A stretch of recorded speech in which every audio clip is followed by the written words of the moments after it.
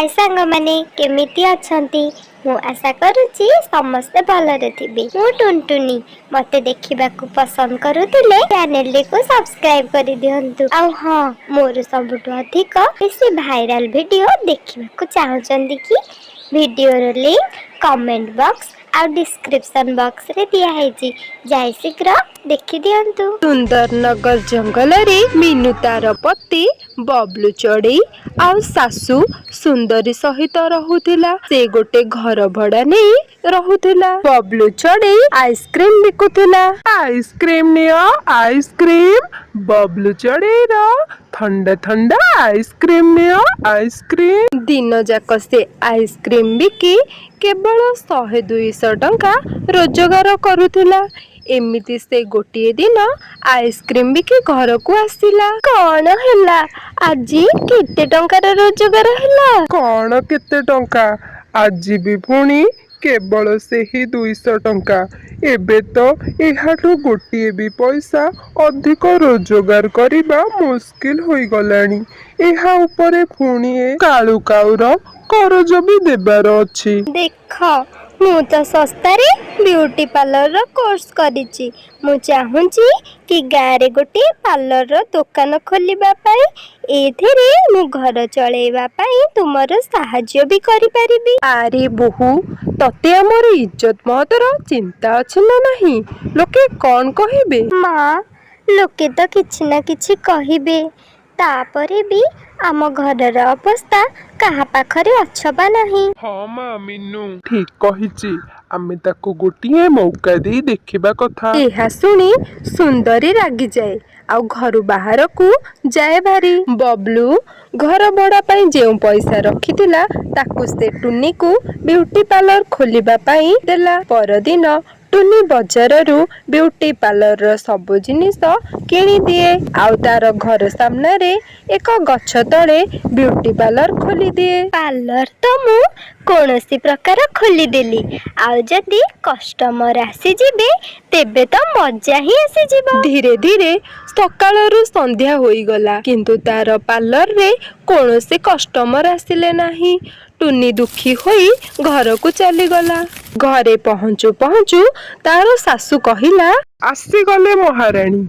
हाँ तो कह केते रोजगार कल आजी? माँ आज तो किछि हेला नहीं किंतु मोर विश्वास अछि दिने ना दिने मो पार्लर निश्चिंत चलिबो। अरे हाँ पैसा तो गछरे उठे ना जेते इच्छा उड़ाओ। हाँ मीनू माँ ठीक कहउचंती आमर घरर अवस्था एमिति रे बहुत खराब अछि।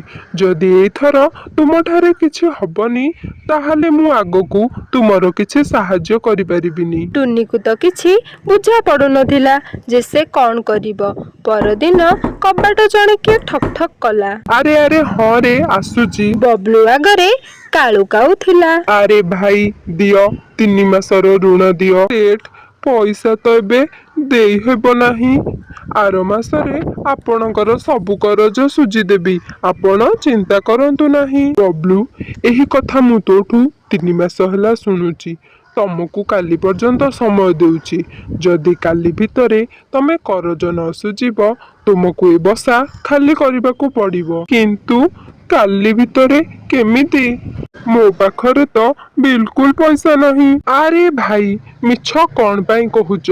काली तो तम पत्नी ब्यूटी पार्लर खोली थिला सेथि पाई तमरा पैसा अछि किंतु मोर बाकी टंका देबा पाई तम पाखरे पैसा नहीं। कालू एतिकी कही तार घर को चली जाए। देखिलु तो बबलू तोर ए जिद्दिया स्त्री पाई लोके आज हमको थट्टा करूचंती। बबलू को तो किछि बुद्धि बाट दिसु नथिला जे से कौन करिवो। से आइसक्रीम बिकिबा पाई बाजार को चली जाए। टुनी को तो आज बहुत डर लागुतला किंतु से साहस करी तार पार्लर आड़ को गला। हे भगवान ए सब मोर ही भूल मोर ही पार्लर खोलिबार जिद जुकु आमको आज दिन देखिबाकू पड़ुची। मीनू तार पार्लर को गला आउ ग्राहकों को अपेक्षा कला किंतु सकाळरू 2 पहर होई गला किंतु तार पार्लर को केही भी आसिलेनी। मीनू बहुत भांगी पड़े आउ सेठी बसी कांदिबाकू लागे। ସେତେବେଳେ ତାକୁ ଜଣେ ବୃଦ୍ଧ ବ୍ୟକ୍ତିର ପାଟି ଶୁଭିଲା। ଆରେ ଝିଅ ମିନୁ, କଣ ତୁ ମୋର ଝିଅକୁ ସଜେଇ ଦେବୁ? ମିନୁ ଦେଖିଲା ଯେ ସେ ଥିଲେ ଗାଁର ମୁଖିଆ ଚିଲୁ ସେଠ। ତାଙ୍କ ସହିତ ତାଙ୍କ ଝିଅ ରାନୁ ଚଢ଼େଇ ବି ଥିଲା। ହଁ ହଁ ମୁଖିଆ ଆଜ୍ଞା, ନିଶ୍ଚିନ୍ତ। ଦେଖ ଝିଅ, ରାନୁକୁ କୌଣସି ବି ଚଢ଼େଇ ଦେଖି ପସନ୍ଦ କରନ୍ତିନି। ମୁଁ ଚାହୁଁଛି ତୁମେ ତାକୁ ଏପରି ସଜେଇ ଦିଅ ଯେପରି ପୁଅ ଘର ଦେଖି ପସନ୍ଦ କରିବେ। ହଁ ହଁ ମୁଖିଆ ଆଜ୍ଞା, ଆପଣ ଏହାର ଚିନ୍ତା କରନ୍ତୁ ନାହିଁ, ଏସବୁ ମୋ ଉପରେ ଛାଡ଼ି ଦିଅନ୍ତୁ। ଆଉ ହଁ, ରାନୁକୁ ଯଦି ପୁଅ ଘର ଦେଖି ପସନ୍ଦ କରନ୍ତି ତେବେ ମୁଁ ତୁମକୁ ଉପହାର ଦେବି। ରାନୁ ମିନୁର ପ୍ରଥମ ଗ୍ରାହକ ଥିଲା।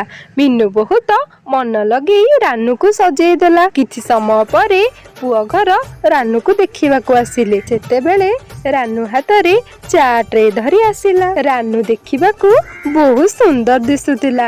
ରାନୁକୁ ଦେଖି ବଣ୍ଟି ପାରା ତ ଲଡୁ ଲଡୁ ହୋଇଗଲା। ଆଉ ଶୀଘ୍ର ବାହାଘର ପାଇଁ ହଁ କରିଦେଲା। ବାବା, ରାନୁ ମତେ ବହୁତ ପସନ୍ଦ ଆସିଛି। ମୁଖିଆ ଆଜ୍ଞା ଅଭିନନ୍ଦନ। ଏବେ ଜଲ୍ଦି ଜଲ୍ଦି ବାହାଘର ପାଇଁ ଦିନ ଠିକ କର। ରାନୁର ବାହାଘର ଠିକ ହେବା ଶୁଣି ମୁଖିଆ ବହୁତ ଖୁସି ହୋଇଗଲେ। ଆଉ ମିନୁକୁ ତାଙ୍କ ଘରକୁ ଡାକିଲେ। ଆରେ ବା ମିନୁ, ତୁ ତ ଆଜି କମାଲ କରିଦେଲୁ। ମୁଁ ଆଜି ବହୁତ ଖୁସି ଅଛି। ଆଉ ତୁମକୁ ସେହି ଭଡ଼ା ଘରେ ରହିବାର ଆବଶ୍ୟକ ନାହିଁ। ମୁଁ ତୁମ ପାଇଁ ଏକ ବସାର ବ୍ୟବସ୍ଥା କରିଦେଇଛି। ଆଉ ହଁ, ଏବେ ତୁମେ ଗଛ ତଳେ ନୁହେଁ ବରଂ ସହରରେ ନିଜର ବିୟୁଟି ପାର୍ଲର ଖୋଲିବ। ମୁଖିଆଙ୍କ କଥା ଶୁଣି ମିନୁ ନିଜ କାନ ଉପରେ ବିଶ୍ୱାସ କରିପାରିଲା ନାହିଁ।